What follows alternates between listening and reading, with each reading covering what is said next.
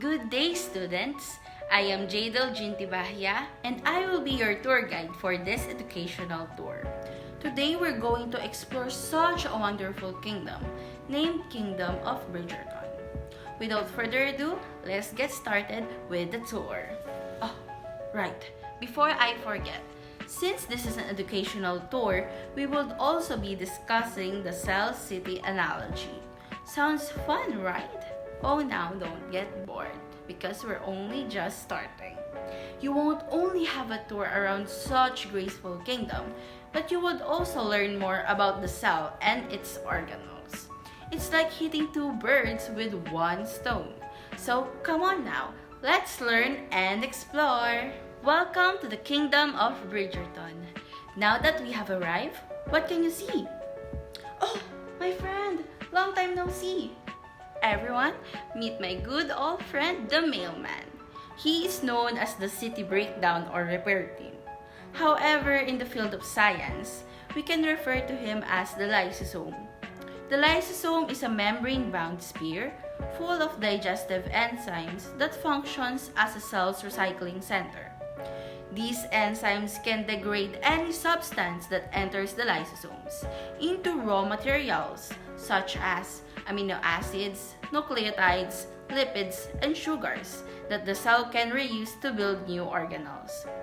An acidic environment, for example, such as the pH 5, exists inside the lysosome, which activates the digestive enzymes.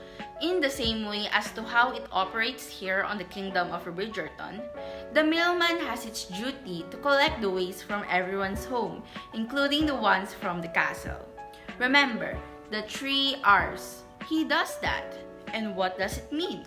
Reduce, reuse, and recycle. Moving forward, we have here the endoplasmic reticulum. In the cell, it is primarily responsible for transporting proteins and other carbohydrates to other organelles, such as lysosomes, the Golgi Apparatus, the plasma membrane, and etc. They also increase the surface area of cellular reactions.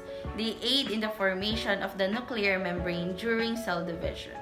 They are crucial in the construction of the skeletal structure. They are also vital for synthesizing proteins, lipids, glycogen, and other steroid hormones, such as cholesterol, progesterone, and testosterone. However, in Bridgerton, it serves as the pathway for all citizens, the family of the king, and the tourists to go around the kingdom. Well, it may not be used only for the transport of materials, but it primarily serves as a path in order for someone to reach a certain destination. Furthermore, we have here the Golgi Apparatus.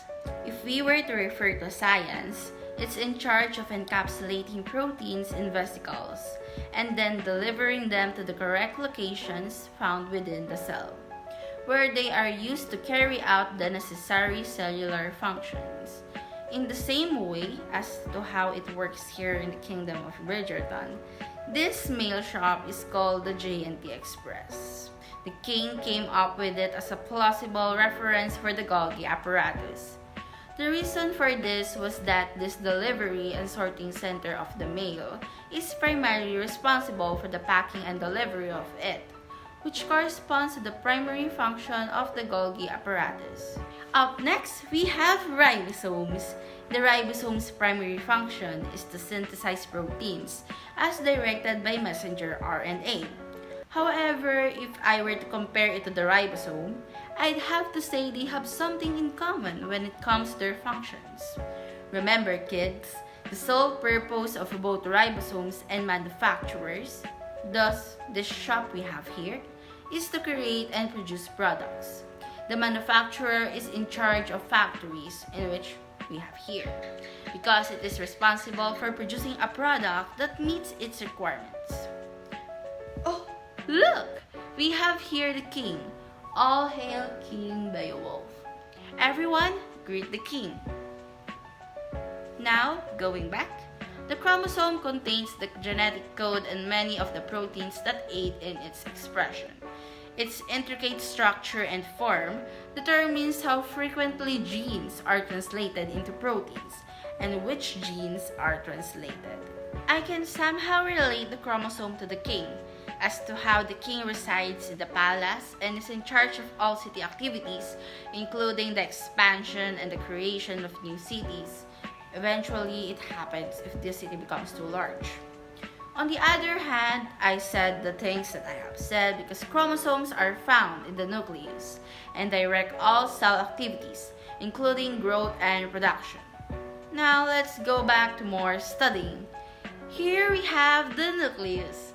The nucleus stores a cell's hereditary material, or what we call the DNA, which aids and controls the cell's growth, function, and reproduction. In the same way that the kingdom of Bridgerton has a castle, its task is to regulate and control the citizens living within it, in the nucleus of the cell, because it helps to ensure that the cell's unity is entirely intact. But wait, what is this fence around here? Kids, in science, remember, it's called the nuclear membrane. Its primary function in a cell is to separate the contents of the nucleus from the cytoplasm and to control the movement of only specific substances in and out of the cell.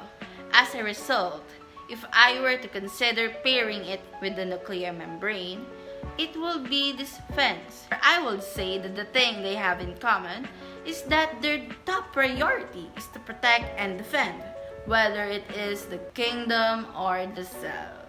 Last but not the least is the mitochondria. We all know, kids, that it is the powerhouse of the cell. However, there's more to that.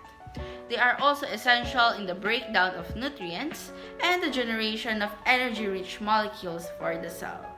The mitochondria are home to many of the biochemical reactions that occur during cellular respiration. It also assists in maintaining an adequate calcium ion concentration within the cell compartments.